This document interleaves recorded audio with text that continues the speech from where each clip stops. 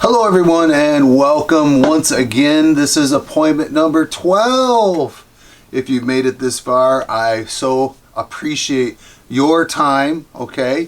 My channel is called Street Smarts, a logistical approach, a logical approach. My name is Mike and I bid you welcome. Come in, feel comfortable. Thank you, you're right on time. Again, appointment number 12. Today, the topic is keep your friends close, but keep your enemies closer. So when you think about that, that's an interesting saying, in that why would I want to keep people that I don't like or don't like me closer than the people that I like? Well, I'm a firm believer, number one, in keeping your circle small. Keeping your circle small is that the immediate family foremost is that they are your emergency information. They are your most vital. They're your most, it's your spouse, your husband, your wife, your kids, okay? That's your should be just the immediate nucleus, okay? Thereafter, then there's people that you have to have in your circle. People that you work with, okay? People that you go to school with. People, your neighbors. I mean, people that you have to deal with. And obviously the point is, it'd be best that you get along with everybody. Well, in today's day and age, especially, not entirely possible. We have personality conflicts. We have competitive by nature people. If you're in sales, I always try to depict sales because I did it on many different levels for a long time. But, if you're selling used cars, then likely you've got used car dealerships surrounding you. So you've got to deal with these people and know them. They're not completely enemies, right? They're competition. Like I said, competitive.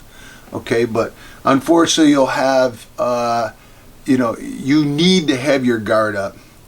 Like I said, my definition of street smarts is two things: offense and defense. Offensively, not to be offensive, of course, but to be proactive, to build upon momentum, to work hard, to not waste any time, to always be thinking, engaging, okay?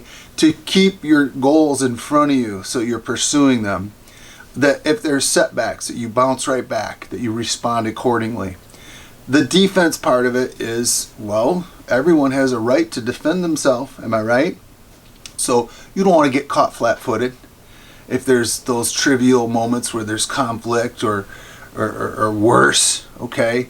But today, keeping your friends close but keeping your enemies closer is a defense mode, So, vision has a lot to do with everything, because you have to identify by what you see, okay?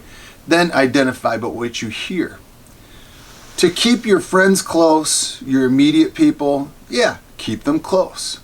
Why then keep your enemies closer than your friends? I'll tell you why. Back to vision. You can keep an eye on those people you don't trust, okay?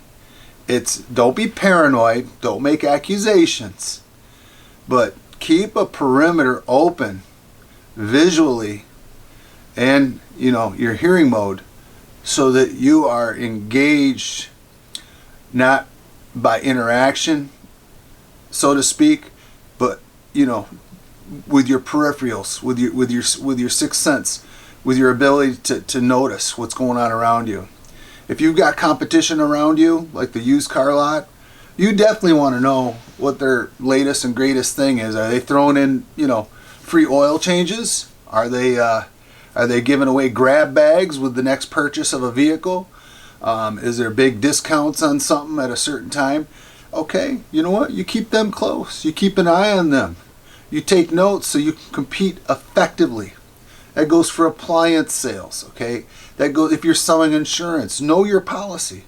Know what you have according to your immediate competition. They may be out there and outselling you based on, that they're adding, 12 months of paid leave for a disability as opposed to your policy of 6 months of paid leave for disability. So when I say keep your enemies closer, it's not a love-hate thing, okay? It's you're going to have competition out there. This is a competitive country. It's a competitive world. So you keep your friends close, your enemies closer. Also, I mean, if you've had an argument with somebody, be the bigger person, okay? Be the bigger person. Try to make a point of when feelings die down, which they always do when something bad happens, mostly, that, you're prepared to somehow, especially if you have to work with that person or deal with that person, find a common ground. You don't have to love each other, but you have to work together and find a way that, you're going to be someplace where they're not, okay? You don't want to be bumping into them all the time, and you know they're going to take their lunch at this time, so you're going to take your lunch at another time. You ain't got to tell everybody. It's not like you're backing down, but you're making those adjustments in your life to make do, because the bottom line is your happiness and your goals, so that it then proliferates into your family's happiness and their goals, okay? That's what we preach about. So keep your enemies closer than your friends. Keep your friends close. Keep your enemies closer, okay? So, just keep your eye open on all this stuff. Be aware, if you've got people around you that are negative, they're negatory, if you can't get away from those people, keep them at a distance, but keep an eye on them, right? Right? That's right. So anyways, so that's the message for today. When we're trying to achieve goals and stuff, it's great that, everything's happiness and joy, you're moving along and you're making these goals, but, people get jealous. People are they want to know everything about you, and then they're not really saying anything. But when something goes wrong, or they make you their social experiment, okay, they're giving you bad advice. Know the difference, okay? Don't take bad advice. You ought to do this. You ought to do that. How's it going with your relationship? Well, you should do this. Well, they're just experimenting with you. You do what's right in your heart. You do what's right in your mind. Keeping your enemies closer is, knowing that, this person's giving me some bad input. Don't tell them, because they'll switch it up and try a different way. But just kind of like nod and agree, but do your own thing. Do your own thing based on what's right and what's wrong. Okay. Now, sometimes people give advice and it's good advice, but you take that in. You got to know the difference between what's friendly fire and what's meant to hurt you. A couple parodies that come to mind. Sometimes when when I have like a landscaping business outside of this, and it makes me chuckle because I'll see different people on my route that have customers like between where I need to get to and here. And when you get accustomed to seeing people, then they want to get to know, and they want to ask you personal questions. How much did you pay for this? And what are you doing over there? And how much did you charge that customer? And what exactly do you do? And be careful with that, because guess what? That person is not trying to help you. They're trying to steal intellectual property from you. Okay? They're trying to steal your scheme so they can get the upper hand and outsell you. They might try to steal your customer, okay? And they're coming across as friend in the name of friendship. Another thing, too, is people will I'm always nice and politely decline, but I know what the motive is.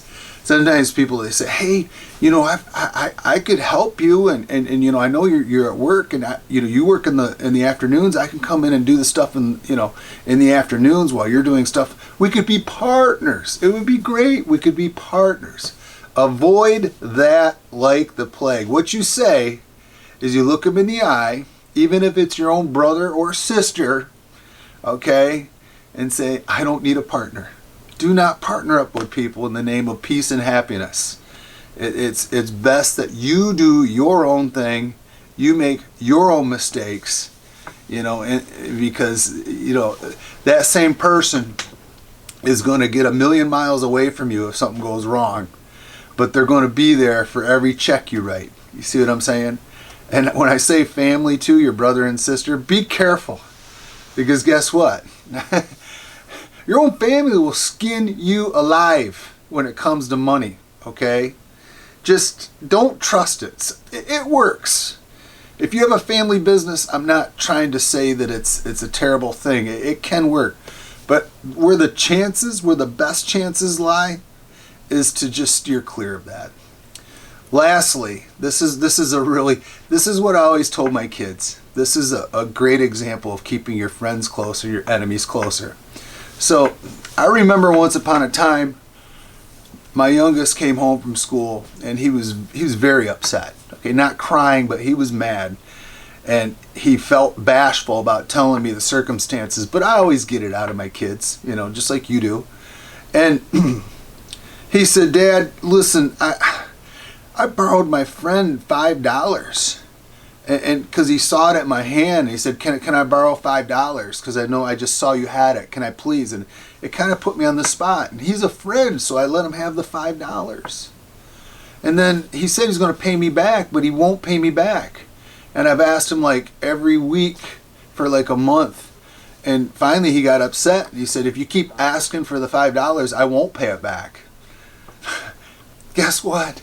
There's a lot of adults like that. Can I borrow money? Don't do it. Don't do it. Now, if you have money to give, if that $5 you can give it away, if it's $10, even $100 or $20 or whatever, just give it to them. Say, here. But don't ever borrow nothing to nobody, because it's either going to come back tore up or it's not coming back. Okay? If they do pay you back, good for you. I'm not saying it always goes wrong, but because I told him, just don't worry about it. Okay? It only cost you $5, $5 whole dollars to find out what that person is really like. Okay? Do not worry about getting that money back, and you'll sleep better. And trust me, just swallow it. It'll go away, the feelings, but just, if he gives it back to you, God bless him. But don't borrow no money to nobody. Guess what? For only $5, you saved yourself a ton of grief down the road. Okay? For $5, you found out what that person was like. By keeping your enemies closer, it cost you $5 to get off cheap. Anyways, so that's it for today. I so appreciate your time. Next week will be appointment number 13, and I've got kind of a surprise set up for next week. It'll be interesting, and we'll discuss it at that time. I will let you know. My name is Mike. This is Street Smarts, a logistical approach. Please thumbs up, please like and subscribe, and I very much appreciate you. Thank you so much, and God bless.